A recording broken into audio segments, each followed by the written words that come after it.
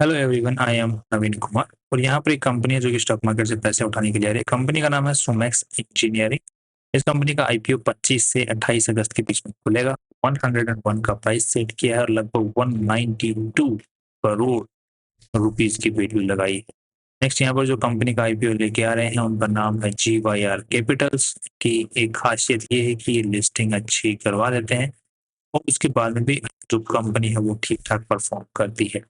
That's a positive thing. That means ये ठीक value पे कंपनी और अच्छी कंपनियां लेके आते हैं, ऐसा इनका ट्रैक रिकॉर्ड अब तक रहा है यूजुअली, मोस्ट प्रोबेबली। नेक्स्ट यहाँ पर जो चीज ये कंपनी जो पर्टिकुलरली क्या काम करती है, तो ये ऑटोमोटिव सेगमेंट के अंदर काम करती है, गाड़ी वाड़ियों के लिए, जो कि मैं आपको डिटेल में आगे बताऊंगा वीडियो के अंदर में। नेक्स्ट अभी ये जो कंपनी आईपीओ से पैसे उठा रही है वो कितने उठा रही है, तो लगभग यहाँ पर 53 करोड़ रुपीज, और इसमें से 41 करोड़ ही कंपनी के पास में जा रहे हैं, बाकी 10 crore rupees worth of shares company के प्रमोटर्स यहाँ पर अपना स्टेक सेल कर रहे हैं। इसको लोग यहाँ पर देख सकते हैं। आफ्टर द आईपीओ 71% मालिकाना हक प्रमोटर्स के पास में ही रहने वाला है। That's again great. अब आईपीओ के पैसों से कंपनी करेगी क्या, तो ये बोल रहे हैं कि हमारे पास में जो ऑलरेडी एक यूनिट 1 है उसको हमें कैपिटल एक्सपेंडिचर करना है, वहां पर कंस्ट्रक्शन वगैरह करना है। इन्होंने अभी क्या रिसेंट में ही एक्वायर किया है लीज के ऊपर, रिको एरिया से इन्होंने 99 ईयर्स के लीज पे लिया है। उसके अलावा यहाँ पर एक इन्होंने जमीन भी खरीदी है लगभग, तो उसमें ही इनको मैन्युफैक्चरिंग प्रपोज्ड फैसिलिटी है, मतलब यूनिट 2 वहां बना रहे हैं। बेसिकली इनको अपने फैक्ट्री वेट पे सेटअप करना है। जमीनें हैं इन्होंने खरीद रखी है और लॉन्ग टर्म लीज पे ले रखी है। अब यहाँ पे कंपनी दो काम करती है, एक मैन्युफैक्चर करती है ये सारी चीजें, adhesive tapes, die cuts and pre tape masking film, और ये सारे इक्विपमेंट्स को ट्रेड करती है। अब टेप्स कौन सी, रिफ्लेक्टिव टेप्स भी हो सकती हैं, नॉर्मल टेप्स हो सकती हैं, तो ये सब कुछ कंपनी बनाती है। इसके अलावा डाई कट्स कंपनी बनाती है, जैसे ये वाले जो कि गाड़ियों के अंदर में यूज होते हैं। उसके अलावा मास्किंग फिल्म बनाती है, जब कोई गाड़ी के किसी पार्ट के ऊपर में पेंट वेंट करना होता है तो वहां पे टेपिंग की जाती है, कवर जिसके ऊपर पेंट नहीं करना है तो जिस टेपिंग से कवर होता है आसानी से वो कंपनी बनाती है। उसके अलावा रबिंग एंड पॉलिशिंग जो कंपाउंड जो केमिकल वो कंपनी बनाती है। इसके अलावा ये घिसाई वाले जो पैड्स ये कंपनी बनाती है। रिफ्लेक्टिव टैब्स, और ये जो जो हम लोग एक उभरा हुआ सा एक लोगो देखते हैं फ्रिज के ऊपर में, गाड़ी के ऊपर में, कहीं पे भी ब्रांड का लिखा हुआ, वो लोगो बनाती है। साथ में ये स्प्रे क्लीनर्स भी बनाती है। इसके अलावा ये सारी मशीनरी जो जो कंपनी आइटम्स बनाती है उसके अंदर जैसे साफ सफाई वाला, वहाँ पे ग्रीसिंग करने के लिए, कोटिंग चढ़ाने के लिए जो इक्विपमेंट्स होते हैं उनको ट्रेड भी करती है, क्योंकि अल्टीमेटली ये इलेक्ट्रॉनिक आइटम्स कंपनी बनाती है। इसके अलावा ये एडहेसिव्स वगैरह हैं, राइट, ये कंपनी नहीं बनाती, तो ये भी कंपनी ट्रेड करती है। इसके अलावा बॉडी शॉप कंज्यूमेबल्स ये वाले जो आप देख सकते हैं, कुछ पैड्स कंपनी बनाती है, कुछ हम ट्रेड करती है। और कुछ इतना भी है कि डिमांड का कई बार कंपनी प्रोडक्ट्स कितनी ज्यादा होती है कि कंपनी मैन्युफैक्चर नहीं कर पाती, तो उनको कहीं और से खरीद के भी प्रोवाइड करती है। So these are the things company do. So company खुद की मैन्युफैक्चर प्रोडक्ट्स को ट्रेड भी करती है, कहीं और से खरीद के भी बेचती है। That's the basic structure of this companies revenue. इनकी फैक्ट्रीज की वगैरह फोटोज वगैरह देख सकते हैं, जिनकी लोकेशन यहाँ पर लिखी हुई है। अब भाई लोग कंफ्यूज ना हो कि मैन्युफैक्चरिंग यूनिट इनके पास में 1 और 2 ऑलरेडी हैं और 1 और 2 ही ये 2 और बना रहे हैं। अब इन्होंने इनका भी नाम 1 और 2 ही क्यों रखा, देनोर्स। देनोर्स कंपनी की जो प्रोडक्शन कैपेसिटी की बात करते हैं तो वो कंटिन्यूसली इनका यूटिलाइजेशन अच्छे लेवल पे बढ़ता जा रहा है। आज के 94% यूटिलाइजेशन पे काम कर रही हैं। ये जैसे डाई कट प्रोडक्शन वाली है, अच्छे खासे 99% के ऊपर काम कर रही है। इसके अलावा जैसे मास्किंग टेप की बात करते हैं यहाँ पर, तो इसके अंदर में जरूर यहाँ पर डिक्लाइन देखने को मिला है 2 साल के अंदर में। मास्किंग टेप का तो दोनों ही फैक्ट्रीज के अंदर में यहाँ पर डिक्लाइन देखने को मिला है। इसके अलावा मोस्टली इंक्रीज ही है और अच्छे लेवल पे कंपनी यूटिलाइज कर पा रही, बट नंबर्स काफी फ्लक्चुएटिंग है यहाँ पर जो यूटिलाइजेशन के। मोस्टली रिटेलर्स को कंपनी माल नहीं बेचती है, यहाँ पे कंपनी से ओईएम वाले ही खरीदते हैं, फैक्ट्रीज या दूसरी कंपनियां जो है, या फिर जो साफ सफाई वाले हैं, या फिर जो ये चलाते हैं सर्विस सेंटर्स, वो इनसे माल खरीदते हैं। ऑफलाइन इनका मोस्ट माल बिकता है, ऑनलाइन बिकता भी नहीं। सबसे ज्यादा माल adhesive tapes and die cuts इनका बिकता है, और वो भी इनका मैन्युफैक्चर्ड वाला।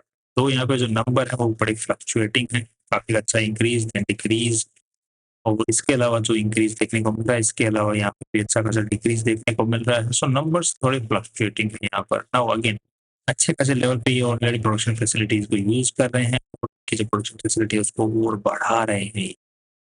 नेक्स्ट यहाँ पर देखने को मिला कंपनी के जो नंबर्स है, जो बैलेंस शीट की जो साइज है वो लगभग 84 करोड़ की है। इसमें से भी इन्वेस्टर्स का पैसा देखा जाए तो लगभग अराउंड 60 करोड़ है। और यहाँ पर पिछले साल में जो इनकी बैलेंस शीट की साइज थी 66 करोड़ की थी और इस साल कंपनी ने अच्छा खासा नया लोन लिया लगभग 7 करोड़ का और अच्छी खासी कमाई भी की है। ये पैसा किस में पड़ा हुआ है? यहाँ पे पिछले साल के मुकाबले इस साल कंपनी ने property plant and equipment, that means company ने यहाँ पर कुछ नई बाइंग की। अब यहाँ पे हमने देखा शुरुआत के अंदर में कंपनी फैक्ट्री सेटअप करना चाहती है यूनिट 1 2, तो यहाँ पर कंपनी ने जमीन जो है एक तो खरीदी है गांव के अंदर में हरियाणा में, और एक जो है लीज पर 99 ईयर्स की लीज भी प्रॉपर्टी गवर्नमेंट से ली है जिसके ऊपर फैक्ट्री सेटअप होने वाले हैं। उसमें ये मेनली पैसा खर्च हुआ है। इसके अलावा कंपनी के नंबर्स को देखते हैं तो यहाँ पर इन्वेंट्री की size on an average normal है और ट्रेड रिसीवेबल की जो साइज है वो भी ऑन एन एवरेज नॉर्मल है। नेक्स्ट मोस्टली पैसा जो है वो जमीन खरीदने में गया है। नेक्स्ट यहाँ पर कंपनी के रेवेन्यूज को देखते हैं 131 करोड़ 147 148 करोड़ रेवेन्यू में इंक्रीज नहीं है इस साल से पिछले साल के मुकाबले देखा जाए तो। नेक्स्ट यहाँ पर जो कंपनी के नेट प्रॉफिट्स हैं, रेवेन्यू में मतलब इंक्रीज डिक्रीज नहीं है, बट यहाँ पर नेट प्रॉफिट में अच्छा खासा डिक्रीज देखने को मिल रहा है।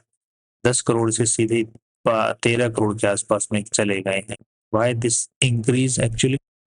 यहाँ पे ये मेरे को भी समझना है कि cost of material consumed 54 crore पैसे हो गया, जबकि पिछले साल 63 करोड़ था, उससे पिछले साल 57 करोड़ था।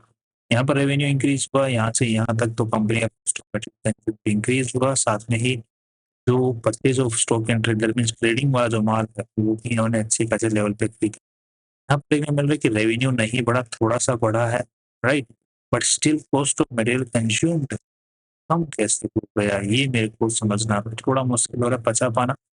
यहाँ पर जो बचा हुआ माल है पिछले साल लगभग 5.5 करोड़ का माल बच गया था, उसमें से इस साल जो है लगभग 2 करोड़ का माल बिक के, इसका मतलब अभी भी माल बचा हुआ है बना बनाया, राइट।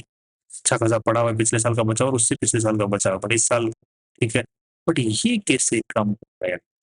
अब कुछ भाई लोग बोल सकते हैं कि यहाँ पे देख रहे हो कि पिछले साल जो है माल अच्छा खासा कॉस्ट ऑफ मटेरियल कंज्यूम था और ये माल बच गया था बना बनाया, तो बड़ी यहाँ पे बहुत ज्यादा डिफरेंस है, 9 करोड़ रुपए का डिफरेंस।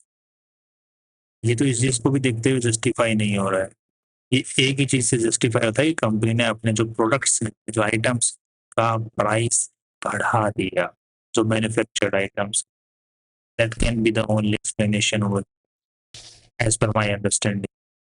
इसके अलावा अगर कैश फ्लो की बात करें तो कंपनी कैश फ्लो काफी अच्छे लेवल पे पॉजिटिव देखने को मिल रहा है।